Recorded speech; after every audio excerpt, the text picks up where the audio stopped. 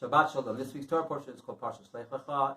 Lech Lecha is the third parsha of the book of Bereshit, which we started reading on Simchat Torah. It's all about Abraham. It's a happy parsha. The word Lech Lecha, go to yourself, is God's instruction to Abraham to go out of your comfort zone, to begin your journey for the mission, to discover your mission in life.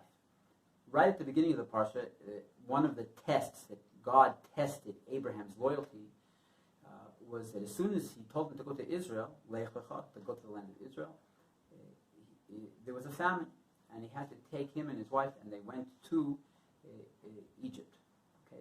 On the border of Egypt, there's a very interesting exchange between Abraham and Sarah. Abraham says, "Now I know that you're a beautiful woman. Now I know that you're a beautiful woman." First of all, they were married for decades. Okay, and so the Rashi, for instance, brings two different ideas. Number one, that they were so modest that even at the most intimate times they didn't look at each other, right? And now, because of the oddities of travel, he for the first time noticed how beautiful she was. Another opinion that Rashi brings is that when you're traveling, people automatically become haggard and tired. Sarah was so beautiful that she held on to her attractiveness, and that was the reason why Abraham noticed how beautiful she was. The Mountain of Ways brings a third reason, a possible reason, that it wasn't about how beautiful she was, it was about how ugly the people of Egypt were.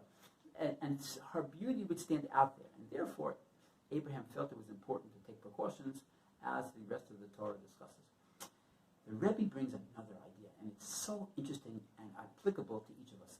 He says that each land has a particular negative energy. The negative energy in Egypt was the anti-modesty.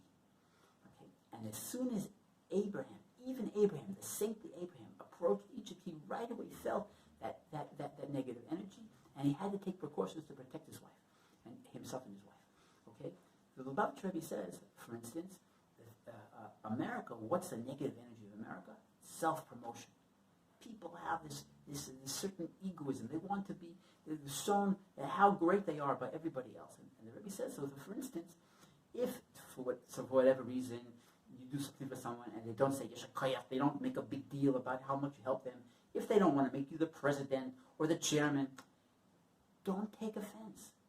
It's not about, that's not something real. It's a negative energy that exists there in the country. Okay? What do we do about it? Right? Each place has its own particular negative energy.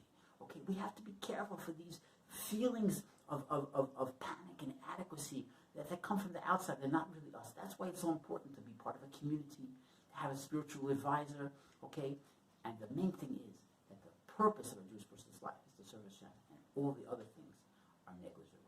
Shabbat Shalom.